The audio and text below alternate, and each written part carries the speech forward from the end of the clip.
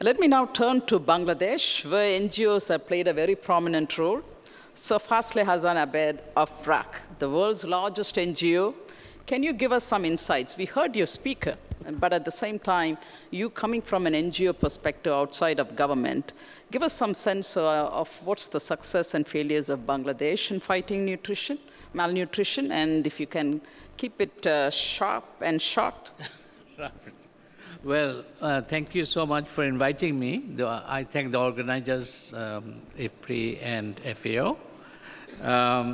We have already heard the Speaker of the National Assembly speak about Bangladesh's development, and I would not like to repeat too much of that. Yeah. But let me remind you that Bangladesh became independent about 47 years ago, when Bangladesh was one of the poorest countries on earth. I think it was the second poorest country. The poorest country was Upper Volta, now called Burkina Faso. Anyway, so Bangladesh had a population of 75 million at the time, and we produced only 10 million tons of rice, and we were 3 million tons short. So we had to find it somewhere else, or somebody had to donate it to us. But anyway, 47 years later, Bangladesh is now producing 3.5 times of rice that we produced in those days, which is 35 million tons. And our population has increased by 2.2 times, which is 160 million. So Bangladesh is now full self-sufficient, despite the more than doubling of our population. And what has happened over the years, of course, we have adopted the technologies of good quality, high-yielding varieties of seeds, fertilizer, and of course irrigation areas have been extended, and which is called the Green Revolution technology was adopted, and which has contributed to the growth of rice production in Bangladesh. Bangladesh was also one of the countries where women produced 7 children. And we had to do something about that. The infant mortality was 252. Quarter of our children died before their 5th birthday. So one had to do something about that too.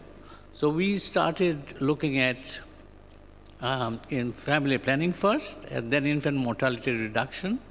We went to, the diarrhea was the biggest killer of children in Bangladesh. So we decided to go to every household, teach mothers how to make oral rehydration fluid at home, so that diarrheal rehydration could be done, and diarrhea could be basically you could save the child from diarrheal dehydration.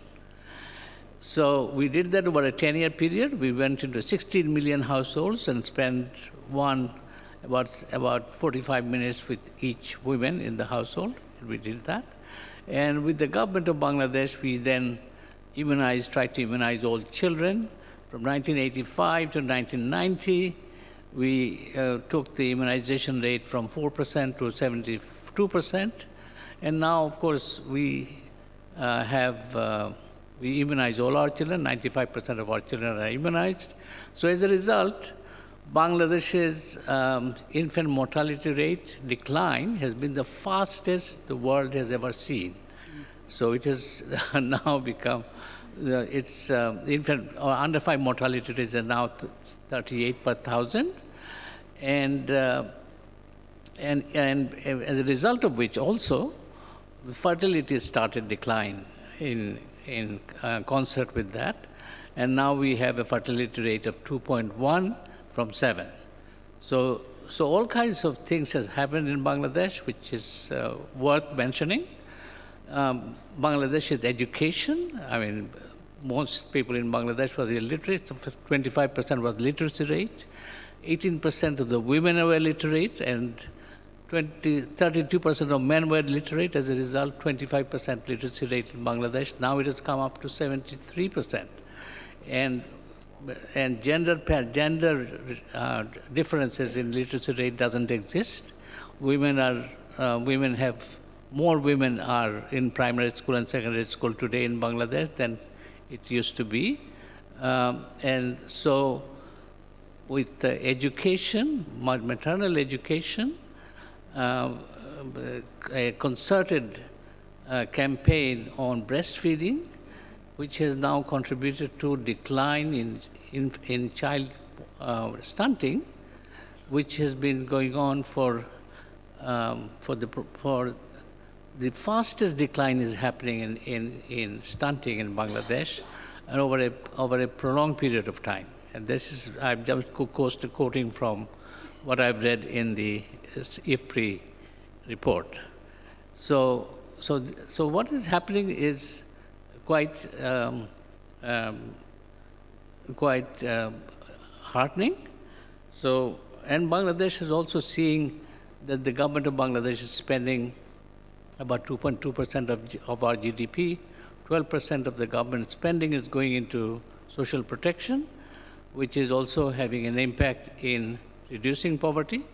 As you have also seen that the speaker was speaking about that, the Vulnerable Group Development Program that we are continuing to fund, and it is having an impact on reducing hunger and malnutrition.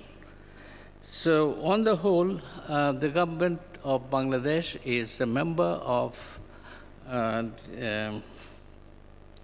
Sun movement, a member of, also participated the Compact 2025, and has instituted a national nutrition policy.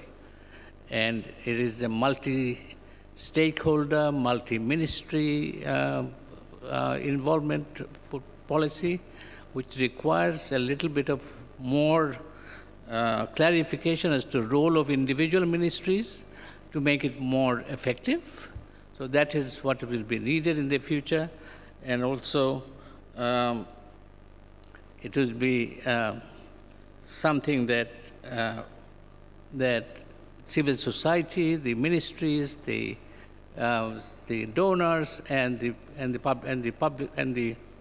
public sector and the private sector, the businesses will have to be involved in reducing hunger and poverty in Bangladesh. So in the long run, I think on the whole, Bangladesh has done well. It is in the just reached the middle income stage of the become a middle income country, and I hope with the kind of growth we have in Bangladesh, growing at the rate of about 6% for the last 10 years, and for the last 3 years we have been growing at the rate of 7%. So Bangladesh will probably maintain its poverty reduction at a fairly fast rate, as it has been doing, and I hope that Bangladesh ultimately will be able to provide better nutrition and by reducing poverty and improving food security for its citizens. So that's what I would like to say. Thank you so much. Thank you very much.